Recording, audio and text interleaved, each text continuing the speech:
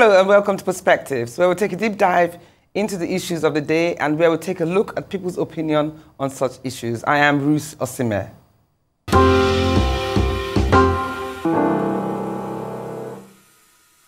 Welcome back to Perspectives here on Arise News.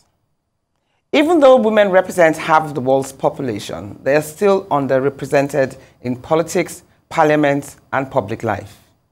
When it comes to participation as aspirants and candidates for political positions, the question of gender is often thrown up above capacity and qualifications.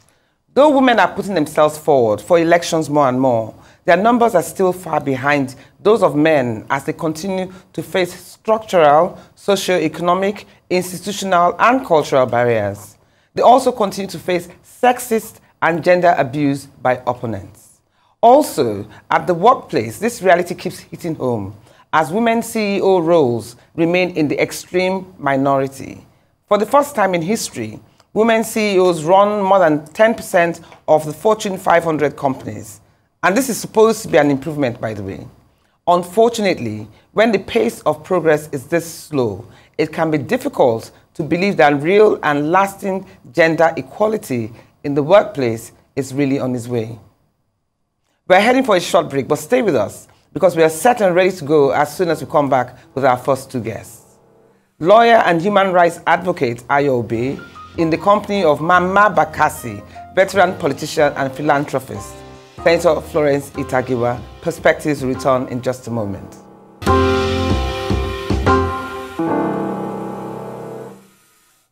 Welcome back to Perspectives here on Arise News.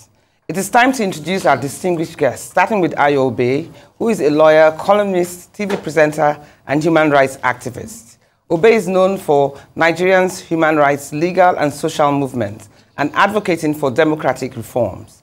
She was the president of the Civil Liberties Organization and was listed as one of the heroes of June 12.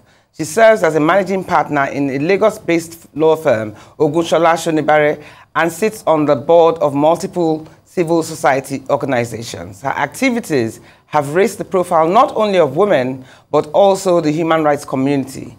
Also joining us is Florence Ita-Giwa, who contested and won an election into the House of Representatives, and shortly after contested for a senatorial seat twice and won. She was a member of the National Constitution Conference during Abacha's regime and a member of National Conference during Jonathan's regime. She served President Obasanjo and President Yar'Adua's government as special advisor on National Assembly matters. Ageless Florence Ita-Giwa, aka Mama Bakassi, has indeed inscribed her name on the sands of time. For it is not out of importance that she is nicknamed Mother of the Bakassi by her own people. This is due to the fact that she has, in one way or the other, touched lives and is still touching more with her charity project in her homeland. So good to have two of the most accomplished women in our society today. You know, this is a very interesting topic that we're going to bring up today. Do you understand? So let's start with you, Mama Bakassi. Thank you. How are you? I'm tired. You're tired but not retired. Or retired No, but not tired. I'm not tired, but I'm tired from traveling because this program is so important. Yes. That I had to travel by road from Calabar to Uyo to catch a flight to Lagos. Oh, yes, really because you know the flights are not there. So, but I'm glad I got here late. But otherwise, I'm never tired. I'm okay. Okay, I know. You're very young at heart. You know, spirit. But anyway, let me start the opening of the conversation with you. You are a seasoned politician. I mean, you've been in the business for 30 odd years or so. So if there's anybody that can talk about women in politics, I think you're the perfect example for it. Okay, in your time, you must have faced a lot of challenges and misogyny and sexism and what have you. How bad is it now compared to then? And how can women change this narrative? Okay, thank you. I must say that it's nice to be here, and I must really commend you because since this program came on Perspective, you've handled many important issues that affect women. So much. But most importantly, for once in Nigeria, you've invited a politician to come and talk about women's participation in politics because most times you tune into television stations and see business executives, you know, who have never been in the field, coming to discuss politics. You cannot discuss an issue where you have not physically you know, gone through. So I thank you very, very much. So if you're talking about my time, you know, they're both very, very difficult times and very, very painful, you know, times, perniciously painful, very, very painful. In my time, you didn't need to know anybody. You just had to fight to win.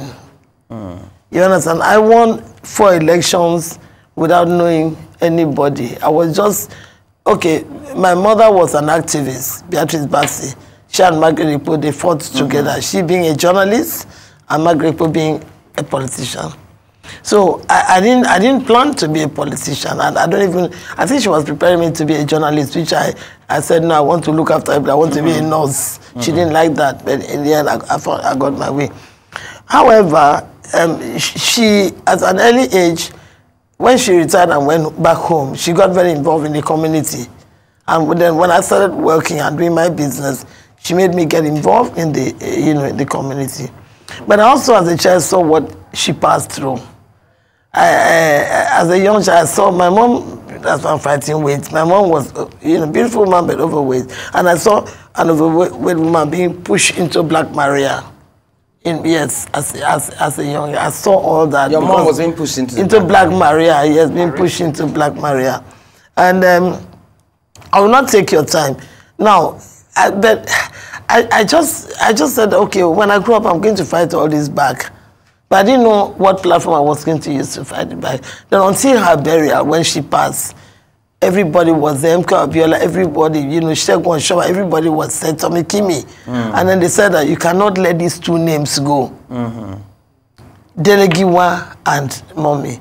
Already, I've been looking for a platform to address these 2 issues because it's a burden that I'm carrying. You know, so when they said you must go into politics, I said, fine. But they just said you must go into politics, and after the funeral, everybody went away.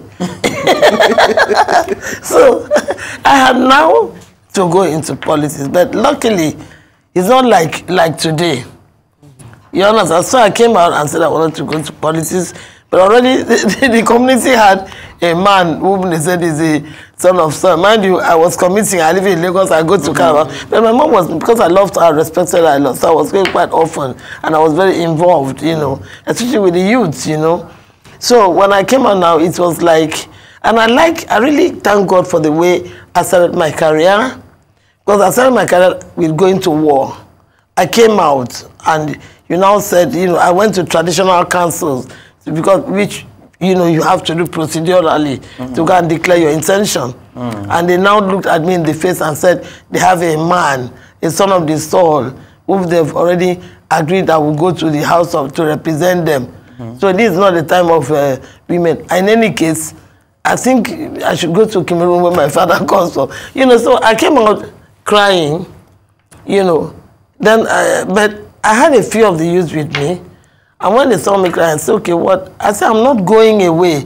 Because naturally, I would have carried my bag and started coming back to Lagos. So I said, okay, since they don't want it that way, then we have to go to war. So that's why I keep saying I'm a product of the media and the youth. I went and presented myself to the youth. And they're the most wonderful, honest, dependable people to do, because they said, okay, I was a youth then, more or less, you know. And they said, it's about time we have. So it didn't matter to them whether I'm a man or a woman. I just went out, I got into my jeans, I got into my shirts, put my face cap, and we went and started marching the streets. Wow. You understand? And you find out that there's one traditional youth organization known as Sagaba. You know, they have amazing music. So when you start with 100, in 30 minutes, 1 hour, you can have 1,000.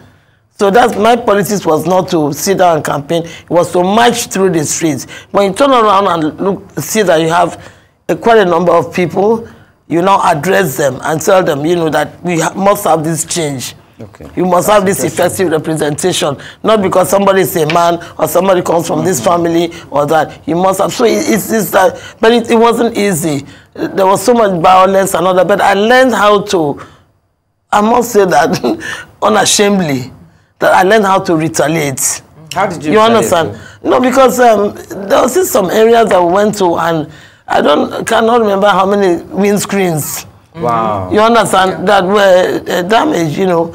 But this is my mind. My mind kept telling me that you cannot run away. Because once you run, you keep running. You understand? So I learned how to go back. In fact, there was a time that they used to pursue me until I run into my mother's grave and lock myself, you know, with outside there. But I now came out and said, no, I can't run. So I now learned to sit down, and if they come with stone, I'll pick stone. Are you serious? Oh, yes, Ruth, I had to do it. Otherwise, there won't have been any Ita-Giwa. Otherwise, my people would not have what they have to do. I now had to face the reality that I must win this election. And that's why I keep telling women that the best thing that can help you in life is desperation. There's nothing like desperation. Desperation, you know, that must represent these people. These people deserve me.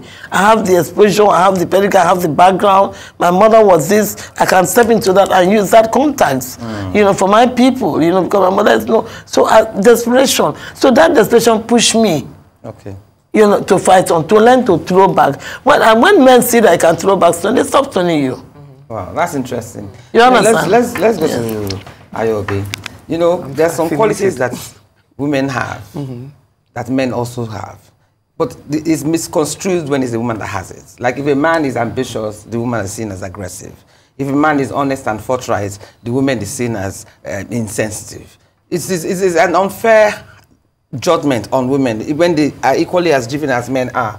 So how can this narrative be changed? How can a woman who is good at what she does and who is aggressive about what she does be appreciated for that and be given accolades for her success rather than criticized? I think now, and listening actually to Senator Ita-Giwa, it actually underscores for me that essentially you just have to ignore.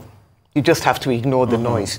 If you allow yourself to be defined or to be pigeonholed into something, and you keep on hearing this, oh, your fellow women and women and all that, you're already crippling yourself. So I think that, and listening to that narrative, because it also reminded me of, I don't know if you read the book by Aisha Al-Sori, Love Does Not Win Elections. That you don't, it's not that you wear, I'm a woman, vote for me, but you make some things irrelevant.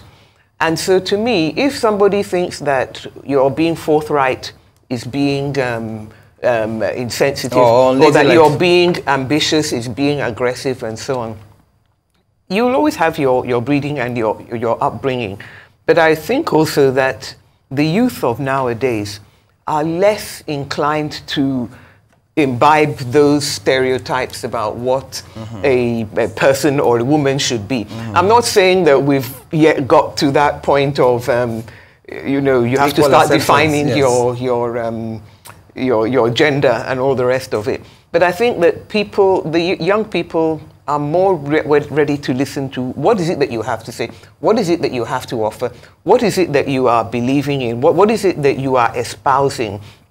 And they don't, because they themselves don't see their peers. If they are men, they don't see women hanging back. If they are women, they don't see themselves hanging back. So they don't see the fact that somebody is a woman as a reason to say, well, she won't be able to, she won't be, because, you know. So I would say that to me, because it's this, I see this headline, invisible barriers. Yes, invisible barriers, yes. Let them be invisible, we don't see them. Invisible but present barriers. Yes. They're present, and you may be, it's like running into a glass wall, you may run into it and discover that you break the glass. But it's one, exactly. So I think you bounce back or you break it. Now that we're talking about that, I also want to ask you, Senator Flo, about the lack of support with women.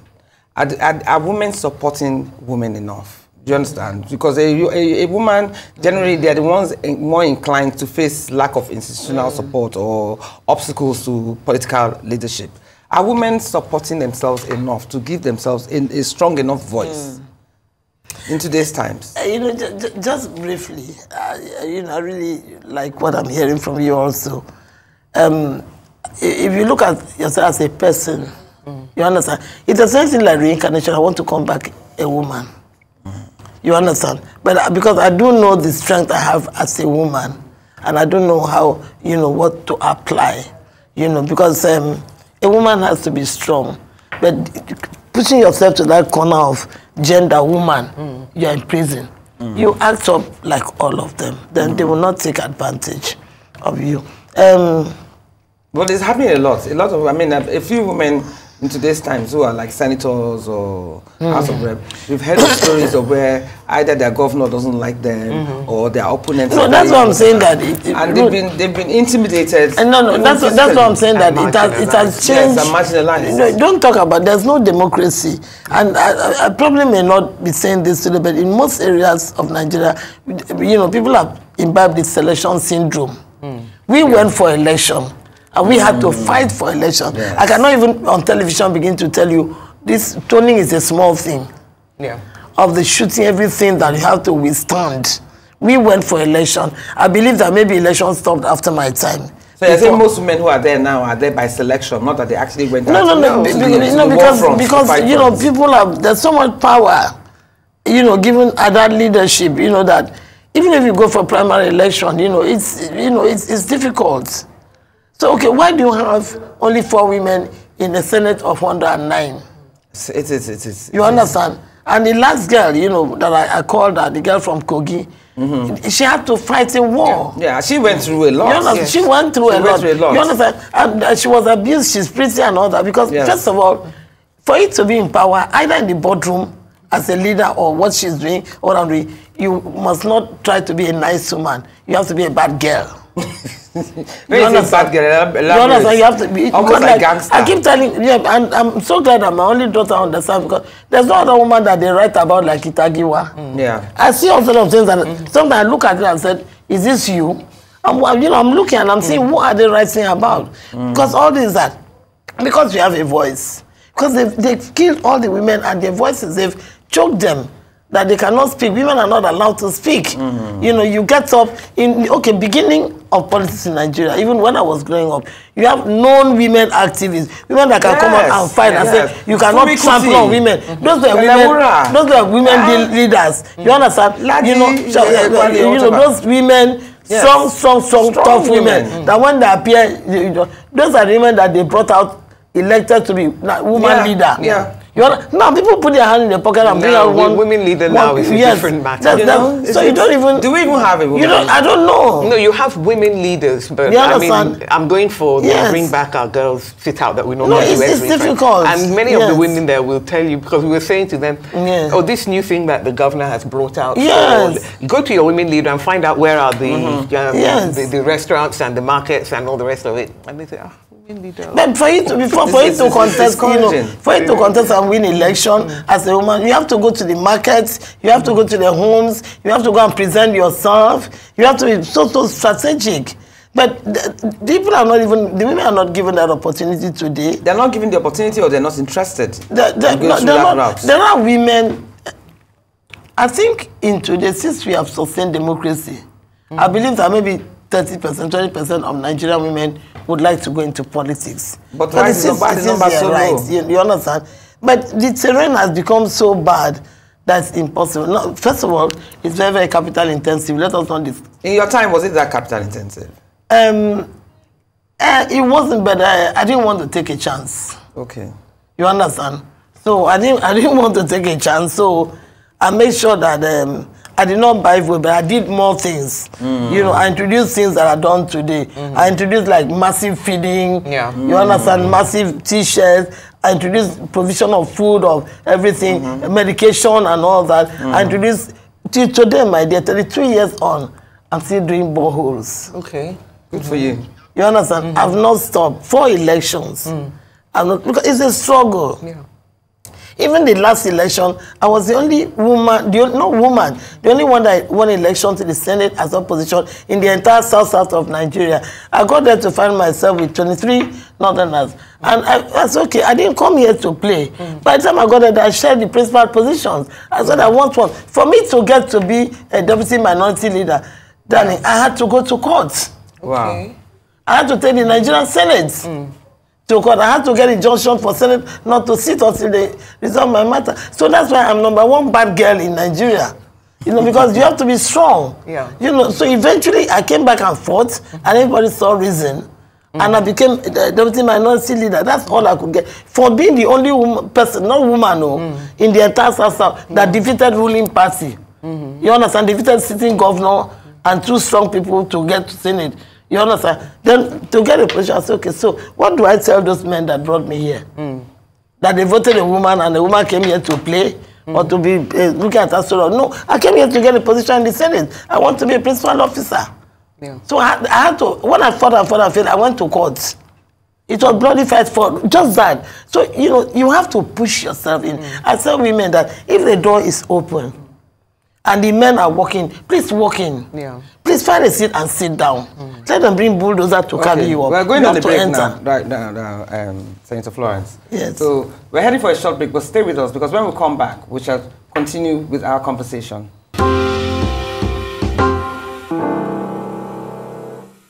Welcome back to Perspective. So let's move on to you, Ayobe. You know, there's another thing that I've also wondered whether it cannot be for both genders: maternity leave. In a place like Japan, for instance, they have the highest, longest term for paternity leave. They give the young fathers up to a year of paternity leave. Do you think if a lot more companies embrace this, they will get more productivity from women? Oh, I think they'll definitely get more productivity, but it's also, I mean, in Japan, they're facing a birth rate, a declining population, a declining birth rate. So they are encouraging people to have children. That's not our problem here.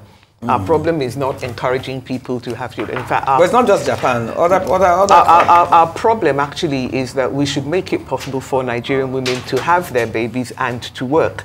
And not just when you are in the civil service or something like that. Yeah, but can the men go on leave? The men are entitled to paternity leave. There are some, I mean, I know that, I believe that in Lagos State they have paternity leave for fathers. Yes, the Lagos State government, I think they have that. And some other progressive governments have introduced that. But what they also do find is that when men are offered paternity leave, they know what it does to women's careers. And they don't want to be seen as you're so woke that you're taking your paternity leave. I think that some of these things are generational. Okay. And that you're going to see that I mean, because, you know, somebody of my age, pushing 70, you're not going to be having the same kind of mindset as people who are in their 30s, 40s, 20s. They're living in a different, well, they're exposed to different, to a different culture. And I do believe that the idea that there are biological things that women are going to do that men cannot do and vice versa. So that's why we are not necessarily fully on board with the whole trans issue. But to the extent that it requires your brain, your sense, your capacity, your determination, then we're looking at some kinds of socialization. And the socialization whereby women are told that, stay back yes. for your brothers. Don't, be ladylike, don't make a noise. All those things is changing. It's not gone, there's no doubt about it, but it's changing to the extent that women now, they see their role models. And to me, I think that one of the things that has changed it is because, you remember when we had a military dictatorship, they said, well, at least we should have one woman in every state cabinet. And then people said, well, they put there in the Women's Affairs Ministry, but they said, she can do something more than women. Let's be really radical and have a woman attorney general and all the rest of it. And I think that the more that you see that, so if you see Ngozi Okonjo-Iweala, you say, okay, she's a woman, but she's doing her job. Yeah. And so you don't sort of say that, and if you were inclined before to think that, well, she's a woman and therefore she should not be hobnobbing with all these people and talking. But we remember also that she was put in a position and got that visibility.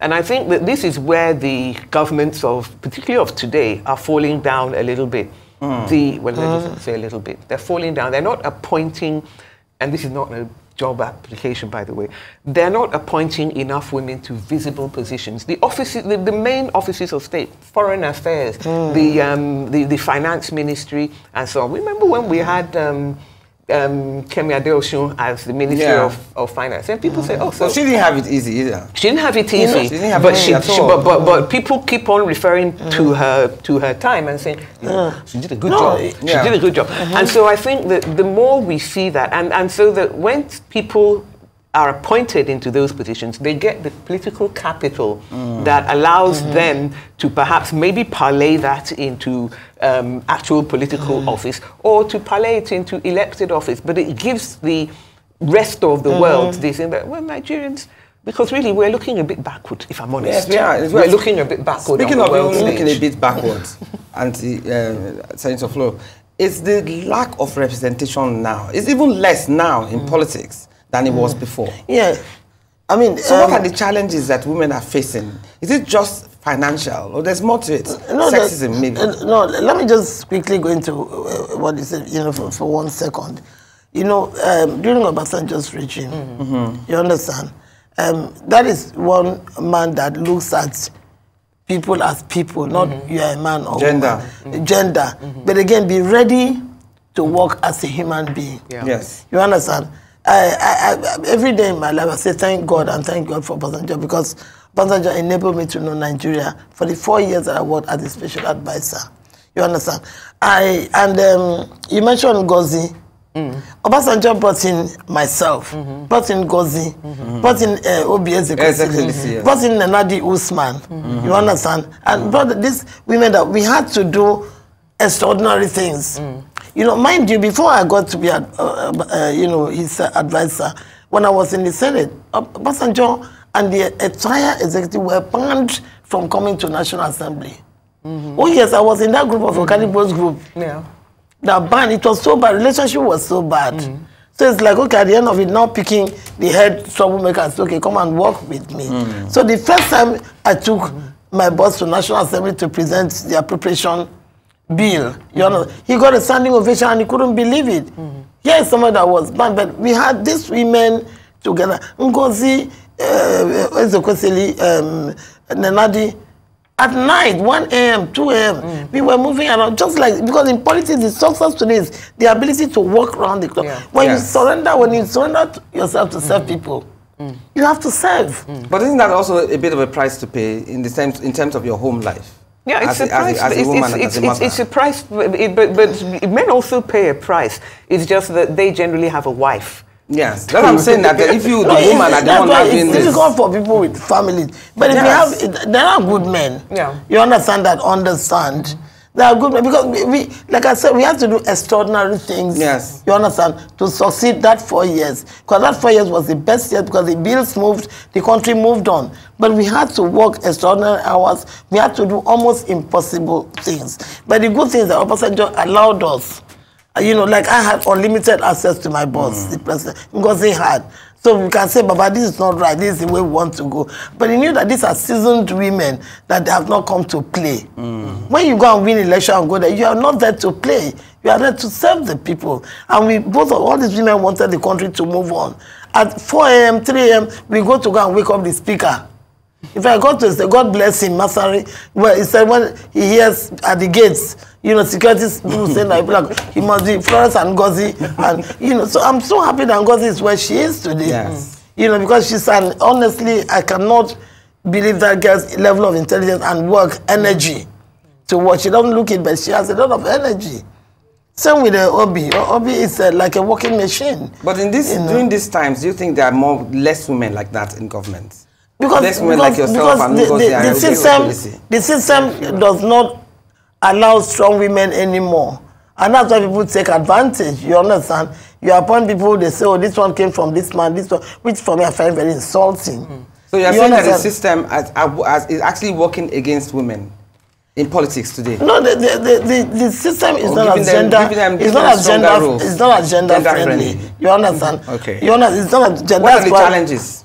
What are the challenges in the system of today? No, I think I find it difficult to make derogatory remarks about men because me and them we have leveled up. You understand? But let me tell you, men have insatiable appetite for everything. Yes. So there's no room. You have to fight for it. They're not going to pity you and say, okay, come and take. even the smallest position, the men want it. And since they're there on the round table, like I was telling you out there before we came that, unfortunately today, there's some woman up there to fight. For the other woman. You understand? Yeah, but at the time that Ngozi and I were there, these were strong men that, like I said, Baba, if you don't listen to this, please, sir, it means you don't need me. You understand? And nicely. And he listened because I had to speak the truth. And because we had fought. When I was in the Senate, so we know each other's strengths. So it was amazing, you know, working relationship that we had. But today, there's nobody to say that, where is Obey? This woman is strong. Let her come here now and be protecting the women. He has to be somebody like you that should be there to protect the women. But the few women that go there, how can you talk? The few men that go there, you have to keep quiet to be able to keep that. Exactly. Well, you're going to say something. No, I was going to say that, I mean, my late neighbor, Professor Jadesola Akonde, used to always ask this question, where are the women? And when I look at the government of today, I find myself... Even in leadership positions, like when the president is going somewhere, or... I keep on looking and I say, I mean, I don't like to be counting gender. Okay, for instance, in my time, you know, if the president is traveling, I make sure that, you know, that National Assembly members are coming, and I must say that there must be a woman in that delegation. It's not easy. Even in my local government, Bakassi, that has struggled to bring to limelight, when I now said that it's the turn of a woman to be local government chairman, I had to go to war to be able to make that girl look at. Nobody put into consideration the fact that I struggled for but, it. So it's not easy. It's not easy. But I liked what you said, because it's true. When you do look at, in fact, when you look at single traveling, you really see the optics are not. And then the optics are not very favorable for women. And aside from that, even in other leadership positions, apart from politics, is this why women, they say women are not as driven as men, or they don't want power as much as men? So when you see optics like this, do you think it also plays a role in discouraging women to even push forward? Because the women are not, the women have more or less been gagged. Yeah, okay, let's hear. No, I think women are always going to be gagged. The issue is whether you're going to agree to be gagged. Right, but I do think that if you are working in a system where you have to go through, as you said, in your day, you didn't have to know anybody or so on. Yes. You know, you had to come with yourself. You had a pedigree, quite all right. Yes. But you had to come as yourself. And I think that this is where we're seeing that kind of gap. I don't think that women are gagged as such, but I don't think that they're taking the kind of center stage that they need to. And as I said, in the end, it does not look, it's not just that it's not a good look for Nigeria, but it's also depriving our country of Aside the from that, benefits there's some challenges that women face, you know, child abuse, sexual abuse, domestic violence, and whatever. Do you think also these issues too it also plays a role sometimes in the performance of women in whatever positions that they're in? I don't know, because you see, coming from the legal profession where the mantra is there are no ladies at the bar, it's a gender-neutral profession, and you know, we had the first High Court judge in Nigeria. So it's always been a profession where you're not encouraged to see yourself as a woman. You're encouraged to see yourself as a legal practitioner doing your job. And even then, it took us a long time before we got to the Supreme Court, the Chief Justice of Nigeria, and so on. So I think that it is not so much a matter of your accepting limitations, but you're sort of saying, well, yeah, okay, there's no ladies at the bar. We're all here together. When you speak of limitations, I hope that there will come a time where issues like sexual abuse or domestic violence is also taken more seriously. But you also have to take yourself seriously. There's so many roadblocks. No, there are roadblocks, but you yourself have to take yourself seriously and not put yourself out in a manner that makes people think, oh, well, this one we can deal with like that. The others. No, because it's the violence. It's the violence. The physical violence, verbal violence. You understand? It's very, very bad. Violence. It's a crime to win election. You defeat someone in election, 30 years on is fighting you. It's a crime to be beautiful. It's a crime to be vocal. It's a crime. It's a crime to be a woman. Not guilty, my lord. Not guilty. Exactly. Not guilty. So, you know, guilty, my lord. You and I have to get together, the activists and the, politicians that are fearless have to come together to help the next generation. Thank you Otherwise, so much. to quickly, to gradually dwindle. Now you have only 4 out of 109. That is not very You have encouraging 16 out of 300 and something. So it's we have to fair. get back to the drawing board. So we have to go back and get to the field with Thank you so the much. next generation. Senator it's so nice to be here. Thank you we so can much talk here forever. Exactly. You have to come back, call us we'll back. We'll come back, round two. Thank you so much. You have to come back. Thank you for the invitation. But I must say that my governor is gender friendly. Oh, yeah, let me choose that's my a good commissioner. PR you're giving him. Thank you so much for being with us on Perspectives. And I'll definitely invite you again much sooner than later. Well, I'm just down the road. Exactly. Not like Senator who had to jump into play.